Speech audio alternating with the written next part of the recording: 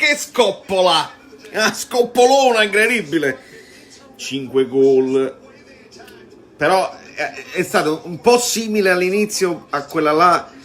No, diverso. Volevo cercare una similitudine tra quella con la Juventus e la Lazio. Giusto il fatto che loro hanno segnato il 2-1 e volevo capire se il Milan era un po' più dentro la partita rispetto alla Lazio, che subito poi si è squagliata dopo. Si è squagliato anche il Milan, perché l'Inter non la puoi affrontare a viso aperto, ti distruggono, ti fanno a fette, sono devastanti in velocità, hanno la fisicità, lo abbiamo detto bene, e quelli che hanno comprato stanno performando alla grande, dobbiamo dirlo, il mercato sta pagando. Thuram ha fatto un gol che non si può proprio descrivere, Frattesi è in una forma straordinaria, Leao poca roba, insomma